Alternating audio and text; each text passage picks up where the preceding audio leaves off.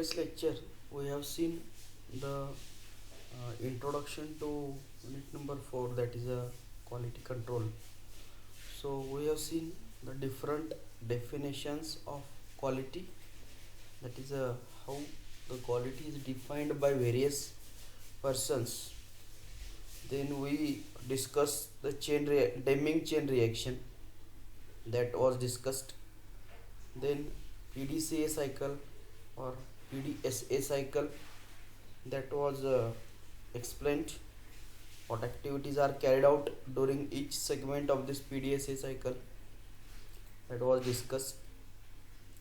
Then after that we have discussed very important Deming's 14 points. So Mr. Deming has suggested 14 points in order to improve the quality. So we have discussed all these 14 points in detail.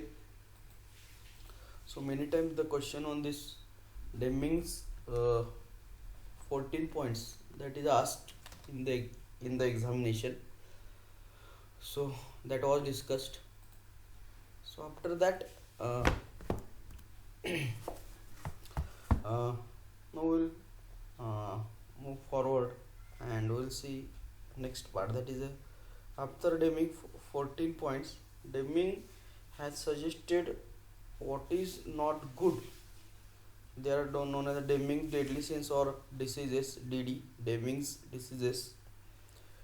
So first thing which is not good from quality point of view is consistency of the purpose is not good. So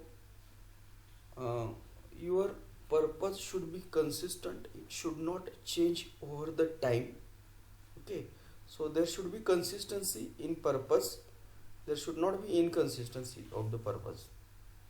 Second, short term profits are never useful for long term goals. So you should always have some long term goals and the organization should try to achieve those long term goals. So short term profits are never useful for these long term goals. Third one, merit ratings are demoralizing. So don't do the merit rating. So they may demoralize the other persons who are not rated. Mobility of the management can generate the instability, that is DD4, that is Deming's disease number 4. So there should not be any kind of mobility of the management. And fifth is use of the numbers is to be prevented. Use of the numbers means numerical targets should not be given. So these are called as Deming's deadly sins. Then one more concept is Juron's trilogy approach. So Juron is one more scientist who has suggested an approach to improve the quality. So Juron has defined the quality as quality is a fitness for the purpose. According to Juron, even if the product meets all the specifications, it may not be fit for the use. So whatever characteristics are defined by the designer for a particular product, even if all such characteristics are included in that product, it may not be fit for the use. Okay, so that may happen. So quality approach must be planned around the fitness. So he has defined the quality in terms of the fitness for the purpose. Whatever is fit for the purpose, that is the quality. Okay, so that the characteristics of the product should be planned in such a way that it should fit the purpose. Okay, some of these well known principles of Juron are: less than 20% problems are due to workers. Out of 100% problems, less than 20% problems are due to the workers. It is the say traditional say philosophy of the management is that most of the problems are due to the workers only, but that is not the case. Juron has proved that less than 20% problems are due to the workers. Rest of the problems are not due to the workers. There may be the different reason. That may be the management related problem, machine related problems. It can be anything. But that for those problems, workers are not responsible. And second, companies should avoid campaigns to motivate the workers. It is better to set specific goals. So these are the principles of the Juron. They may conflict the assumptions or principles by the Demings. Okay, so everybody has its own say way to define the quality and give their opinion about the quality. Then now in order to improve the quality, Juron has suggested three steps. Okay, so these three steps will help to improve the quality, or it will help to achieve the desired quality. So what are these three steps?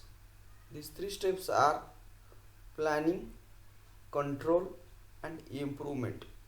These are the three steps. Okay, so we'll see what are these we'll discuss these three steps in detail. So if whatever you want to say do, first under the planning you establish the project, find out the project, establish that project, identify the customers. Once you establish the project, you just identify uh, the customers who are going to invest or who are going to purchase the product that you are going to launch, or who are going to avail the service provided by your organization. So identify those customers. Third one, discover the customer needs. Once you identify the customer, you discover what is needed by the customer. That you have to find out at any cost. Okay, because these needs have to be fulfilled by the organization, by the project, by your project. Okay, so discovering the customer needs. Once the customers are identified, then develop the product, develop the process. So whatever is needed by the customer, that may be fulfilled in terms of a product, so you develop that product which is needed by the customer. Once you develop that product, develop the process to manufacture this product. So once the product is developed, you have to develop the processes, various processes which will manufacture that product. So that is to be done. Develop the process controls. So in order to carry out the process successfully, you have to develop the certain process controls. So every process is always controlled by some control parameters. So you have to define such control parameters, and once you develop these process controls, you can transfer it to the operator. You can transfer it to the operator. Then this is as far as the planning is concerned.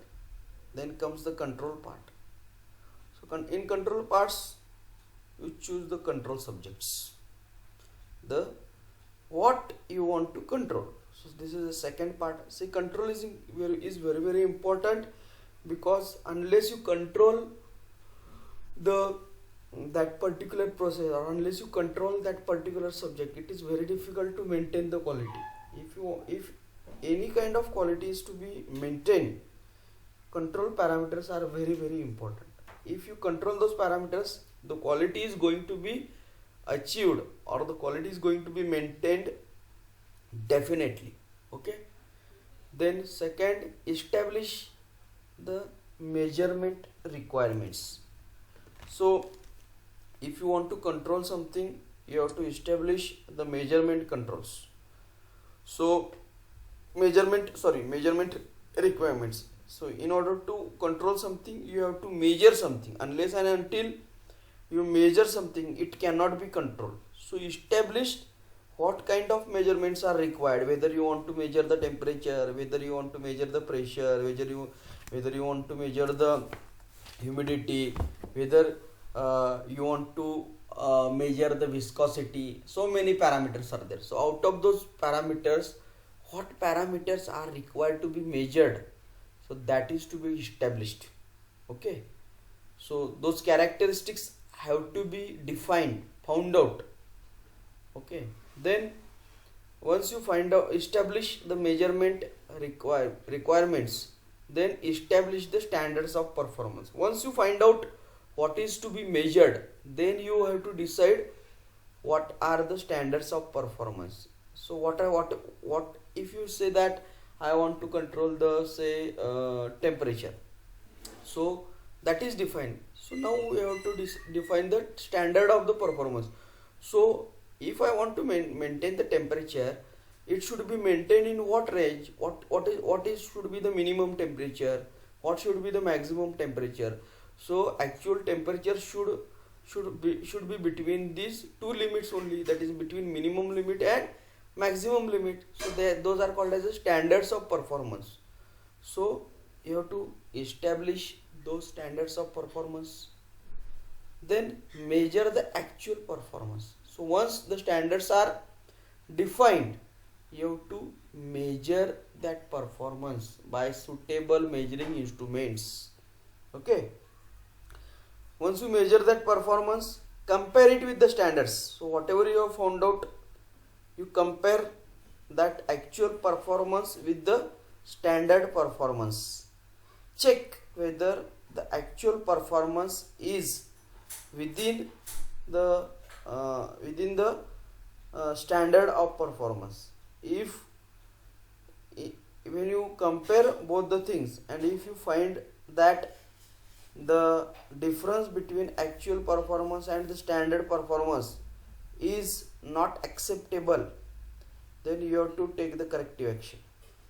If the difference between actual measurement and standard measurement, if that is within the permissible tolerance, if that difference is acceptable, then there is no need to take the corrective action. So these many points constitute the part of the control. Then improvement,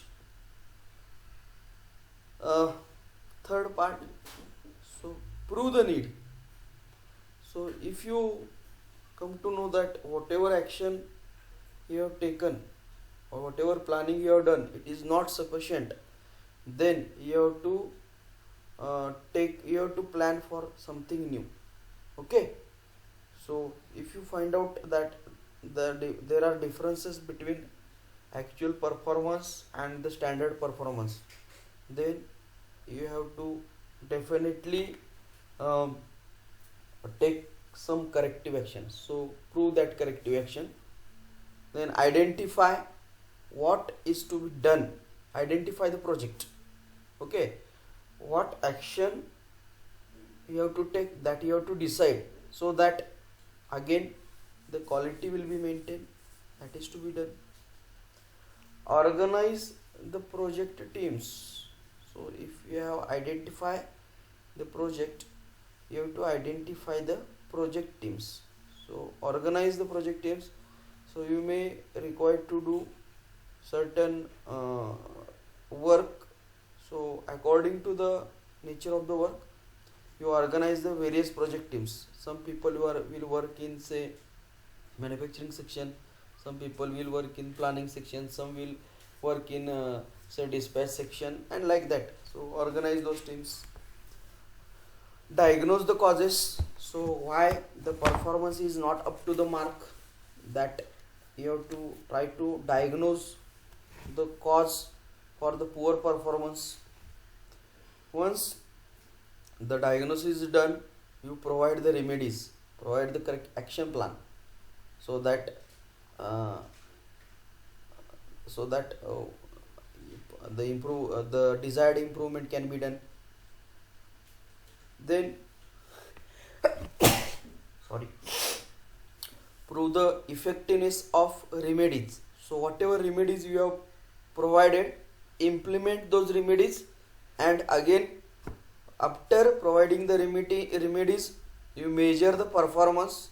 Again, once you measure the performance, again compare it with the standards and check now after providing remedies whether the difference between actual performance and the measured performance, whether it is within acceptable limits. So you prove the effectiveness of the remedies. So again, if that difference is within acceptable limit, it means that your whatever action you have taken, that is effective. Then seventh, next point is a deal with the resistance to change. So many times this may happen, this you may face the resistance by the worker to change the existing method. It is a actually, it is not a new thing, it is observed everywhere. Whenever you try to do something new, the people are going to resist. Okay, they don't want to change their existing method. They are used to the current way of doing the things. So it is the human psychology that human according to human psychology, they will try to resist the change initially. So you have to deal with such resistance. You have to convince the workers why regarding the proposed change. You have to dialogue with them. You must have the conversation with them, uh, talk with them, and tell them why the change is required, how the quality is going to improve with the desired change. And you have to and in this way you have to deal with the resistance to change. And once that resistance is say dealt, you have to control to hold gains. So once this change is implemented, you have to make sure that whatever change is say implemented, that is maintained over the time. It should not be a short term effect, it should not be implemented for short term, it should be a permanent change.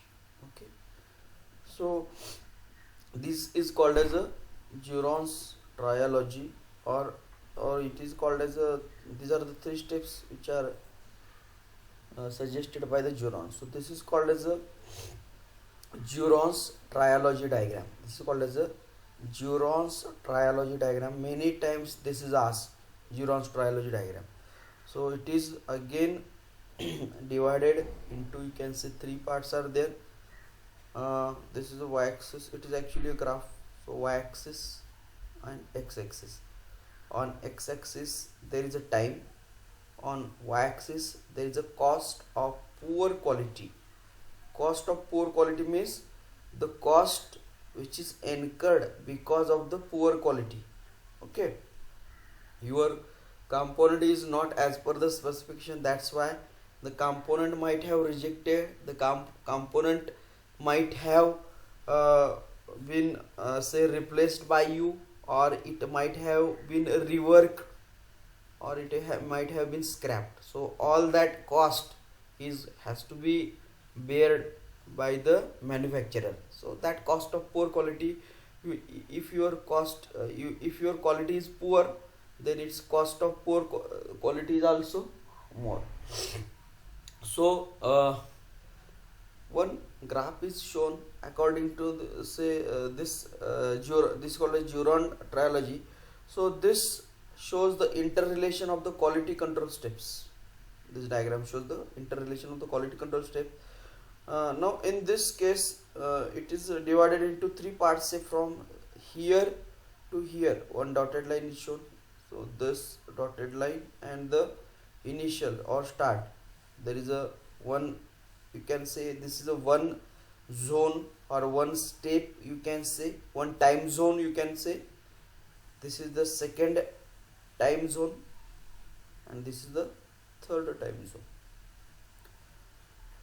This is called, say, the distance between this dotted line and this dotted line.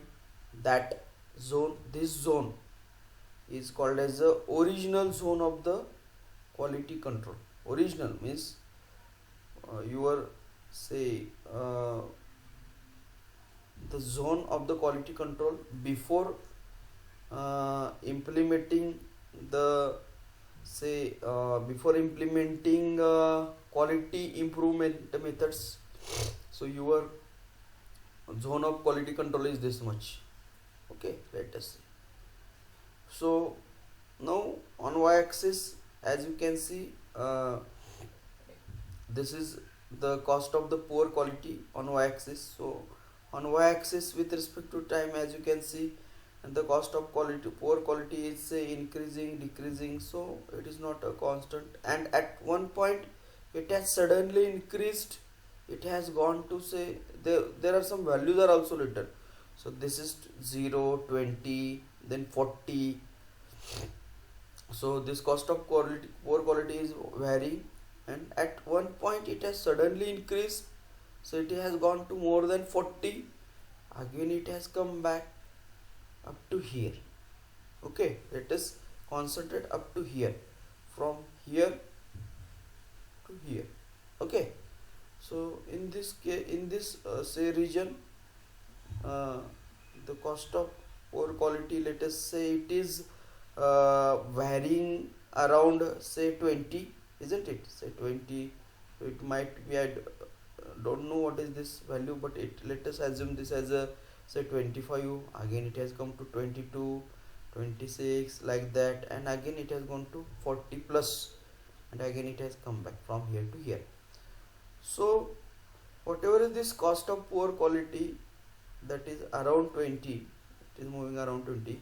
So that is nothing but it is the waste of your, say, efforts, it is waste of your money, and it is continuously happening over the time. You can see it is continuously happening over the time. So that is called, this cost of poor quality over the time is called as a chronic waste. Okay, it is called as a chronic waste. And if you want to improve the quality, you have to improve this chronic waste. See, you have to concentrate on this part more. It is consistently happening, isn't it? We are not much worried about this sporadic spike. It is only at one place.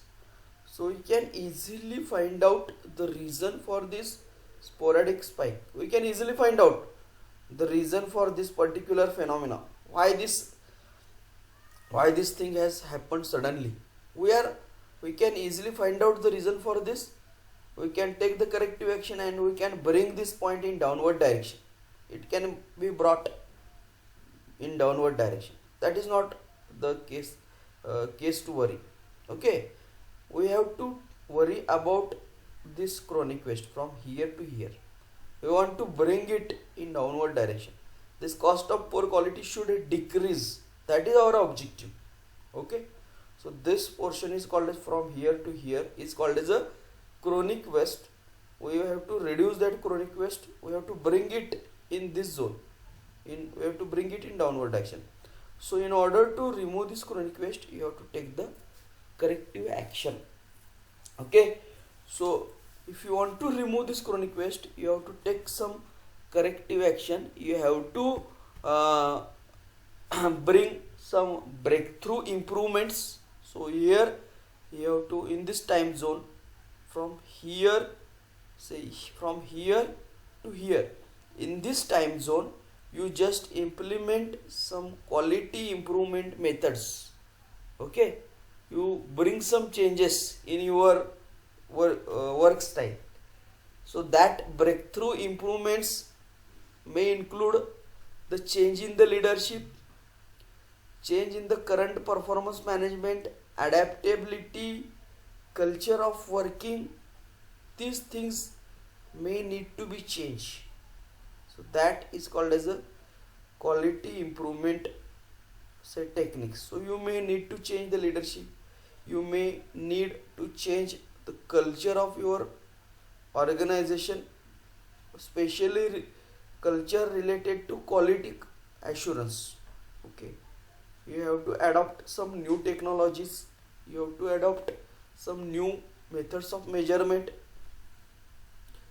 you have to you may need to strict your controls.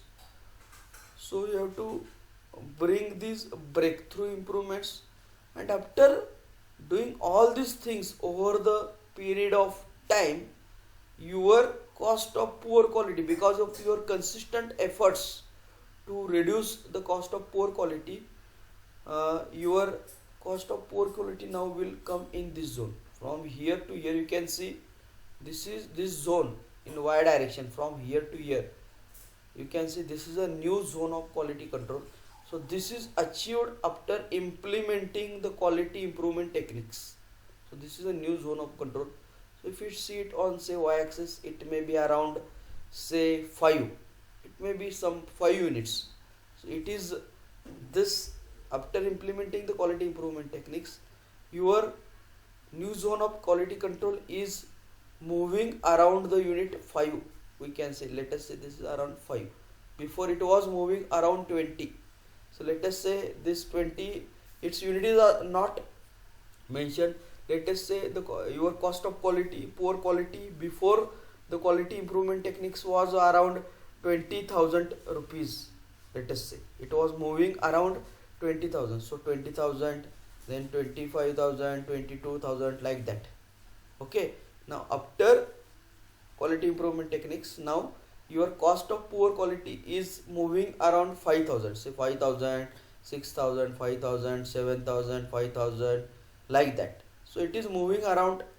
You, because of your efforts, your cost of quality is decreased now. Whatever losses, cost of poor quality is nothing but the loss.